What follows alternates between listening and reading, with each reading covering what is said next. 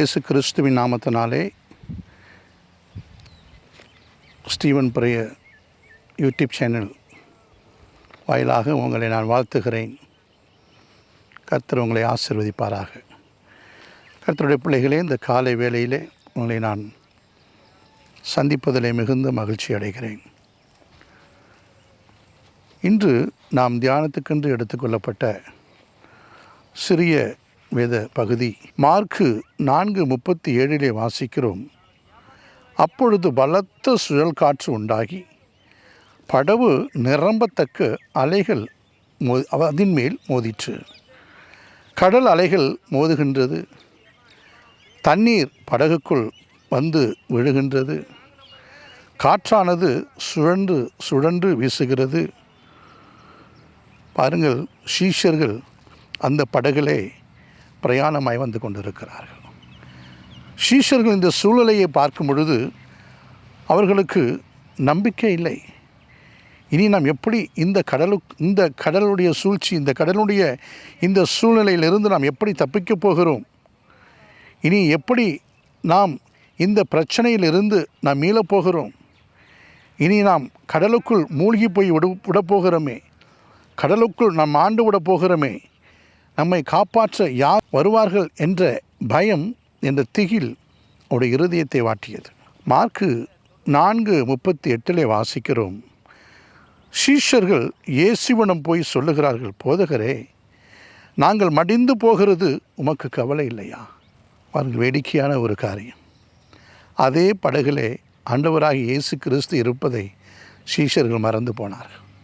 யோசித்து பாருங்கள், இதே சீஷர்கள் இயேசுவோடு கூட நடந்தவர்கள், இதே சீஷர்கள் இயேசுவின் அற்புதத்தை கண்ணார கண்டவர்கள், இதே சீஷர்கள் இயேசுவினுடைய அதிசயங்களை அவர்கள் பார்த்தவர்கள், இயேசு குணமாக்கியதை கண்டவர்கள், இயேசு முடவர்களை நடக்க வைத்தார், இயேசு குருடனை திறந்த கண்களை திறந்தார், மரித்தோரை எழுப்பினார். இவ்வளவு காரியங்களையும் பார்த்த சீஷர்கள் இயேசு, இப்படிப்பட்ட இயேசு நம்மோடு கூட இருக்கிறார் என்பதை மறந்து அவர்கள் இயேசுவிடத்தில் போய் சொல்லுகிறார்கள், நாங்கள் மடிந்து போகிறது உமக்கு கவலை இல்லையா? கடல் அலை சமாதானத்தை குலைக்கிறது, கடல் அலை சூழ்நிலை பயத்தை உண்டு பண்ணுகிறது. ஆண்டவர் சொல்லுகிறார், ஆதியாகமம் 15:1, நீ பயப்படாதே, நான் உனக்கு கேடகமும் நான் உனக்கு மகா பெரிய பலனுமாய் இருக்கிறேன் என்று கர்த்தர் சொல்லுகிறார். சங்கீதம், நான் கர்த்தரை தேடினேன், அவர் எனக்கு செவி கொடுத்து என்னுடைய எல்லா பயத்துக்கும் என்னை நீங்களாக்கி மீட்டு விட்டார் என்று வேதம் சொல்லுகிறது. இப்படிப்பட்ட ஆண்டவர் நம்மோடு கூட இருக்கிறார். நம் பயங்களை நீக்கக்கூடியவர் நம்மோடு கூட இருக்கிறார். அதிசயங்களை செய்யக்கூடிய ஆண்டவர் நம்மோடு கூட இருக்கிறார்.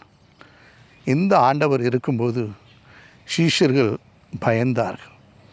இன்றைக்கி நண்பு கர்த்தருடைய பிள்ளைகளே, இப்படிப்பட்ட சூழ்நிலை உங்கள் வாழ்க்கையிலும் உண்டா? நீங்களும் சூழ்நிலைகளை கண்டு பயந்து போகிறீர்களா? நீங்களும் உங்களுக்கு ஏற்படுகிற பிரச்சனைகளை கண்டு பயந்து நிற்கிறீர்களா? சங்கீதம் 118:6 வாசிக்கிறோம், கர்த்தர் என் பட்சத்தில் இருக்கிறார், நான் பயப்படேன், மனுஷன் எனக்கு என்ன செய்வான்? இன்றைக்கு சீஷர்கள் மத்தியில் இயேசு இருக்கும் பொழுதே சீஷர்கள் பயந்தார்கள். கர்த்தருடைய பிள்ளைகளே, இன்றைக்கு ஆண்டவர் உங்களோடு கூட இருக்குமானால், ஆண்டவர் உங்களோடு கூட இருக்கிறார் என்கிற அந்த விசுவாசம் உனக்குள் இருக்குமானால், நீ சூழ்நிலையை கண்டு தயங்காதே, பிரச்சனைகளை கண்டு பயப்படாதே. கர்த்தர் உன்னோடு இருக்கிறார் என்பதை நீ விசுவாசி. அப்பொழுது ஆண்டவர் உனக்கு அற்புதம் செய்வார். மார்க்கு 40:40 ஆண்டவர் கேட்கிறார், ஏன் பயப்பட்டீர்கள்? ஏன் உங்களுக்கு விசுவாசம் இல்லாமல் போயிற்றென்று. இந்த விசுவாசத்தை ஆண்டவர் உங்களிடத்தில் எதிர்பார்க்கிறார். உன்னிடத்தில் விசுவாசம் இருக்கிறதா? பிரச்சனை வேலையிலே நீ இயேசுவை நம்புகிறாயா? உபத்திரவ வேலையிலே நீ கர்த்தர் மீது நீ நம்பிக்கை வைத்திருக்கிறாயா? வேதம் சொல்லுகிறது, இதோ 1 தீமோத்தேயு 7 வாசிக்கிறேன், தேவன் நமக்கு பயமுள்ள ஆவியை கொடாமல் பலமும் அன்பும் தெளிந்த புத்தியும் உள்ள ஆவியை கொடுத்திருக்கிறார் என்று வேதம் சொல்லுகிறது. இப்படிப்பட்ட ஆண்டவர் நம்மோடு கூட இருக்கிறார். இப்படிப்பட்ட ஆண்டவர் உன்னோடு கூட இருக்கிறார். நீ கலங்காதே, நீ திகையாதே, உன் பிரச்சனைகளை கண்டு நீ சோர்ந்து போகாதே. கர்த்தர் உன்னை ஆசீர்வதிக்கிறார். ஆண்டவர் கேட்கிறார், ஏன் இப்படி பயப்பட்டீர்கள்? ஏன் உங்களுக்கு விசுவாசம் இல்லாமல் போயிற்று என்று ஆண்டவர் சொல்லுகிறார். ரோமர் 1:17 வாசிக்கிறோம், விசுவாசத்தினால் நீதிமான் பிழைப்பான். விசுவாசத்தினால் நீதிமான் பிழைப்பான். மார்க் 11:23 வாசிக்கிறோம், சந்தேகப்படாமல் விசுவாசிக்கிறவன் சகலத்தையும் பெற்றுக்கொள்வான் என்று வாசிக்கிறோம். மார்க் 5:34 வாசிக்கிறோம், இதோ அந்த ஸ்திரியானவள் எப்படி தொடர்ந்து போய் தேவனை தன்னுடைய சுகத்தை பெற்றுக்கொண்டாலும் அதே போல் இன்றைக்கு நீங்களும் நானும் தேவன் மீது விசுவாசமாக இருந்து தேவனிடத்திலே நாம் அற்புதங்களையும் அதிசயங்களையும் நாம் பெற்றுக்கொள்வோமாக. கர்த்தருடைய பிள்ளைகளே, நாம் இந்த சூழ்நிலையிலே நீங்கள் எப்படிப்பட்ட சூழ்நிலை நீங்கள் கடந்து போய் கொண்டு இருந்தாலும் சரி, எப்படிப்பட்ட போராட்டங்களை நீங்கள் சந்தித்து கொண்டு இருந்தாலும் சரி, எப்படிப்பட்ட ஒரு சூழ்நிலைகளும் உங்களை அழுத்தி கொண்டு இருந்தாலும் சரி, வேதம் சொல்லுகிறது, ஏன் உங்களுக்கு விசுவாசம் இல்லாமல் போயிற்று? ஏன் இப்படி பயப்படுகிறீர்கள்? கர்த்தர் சொல்லுகிறார், நான் உங்களோடு இருக்கிறேன். ஆண்டவர் கடைசியாக எழுந்தார். சீஷர்கள் போய் சொல்லுகிறார்கள், ஆண்டவரே, நாங்கள் மடிந்து போகிறோம், உமக்கு கவலை இல்லையா?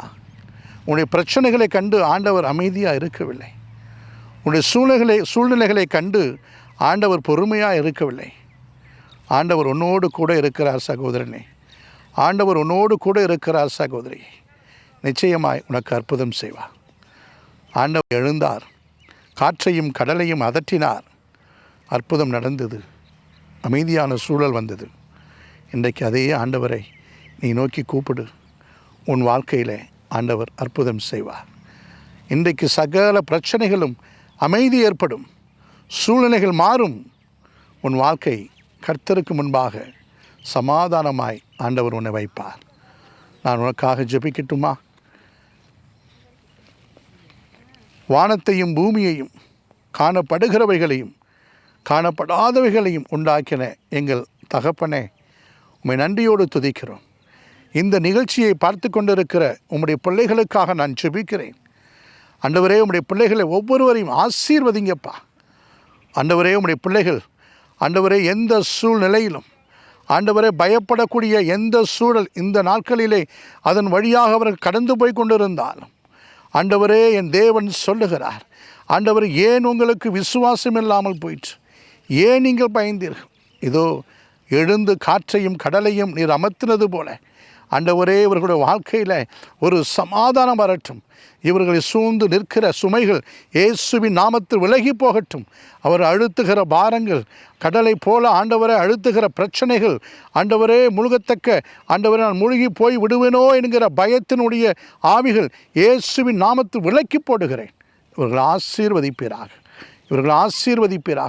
பார்த்து கொண்டு இருக்கிற ஒவ்வொரு குடும்பத்தையும், வாலிப பிள்ளைகளையும், தாய்மார்களையும், சகோதரியையும் நீர் ஆசீர்வதிப்பீராக. நன்றி செலுத்துகிறேன். இயேசுவின் நாமத்தில் செபிக்கிறேன், செபம் கேளும் நல்ல பிதாவே. ஆமேன், ஆமேன். கர்த்தருடைய பிள்ளைகளே, நிச்சயமாய் இந்த நிகழ்ச்சி உங்களுக்கு ஆசீர்வாதமாக இருந்திருக்கும் என்று நான் விசுவாசிக்கிறேன். கர்த்தர் தாமே உங்களை ஆசீர்வதிப்பாராக. தொடர்ந்து நீங்கள் எங்களோடு கூட இணைந்திருங்கள். கர்த்தர் உங்களையும் உங்கள் குடும்பத்தையும் ஆசீர்வதிப்பார். ஆமென், ஆமென்.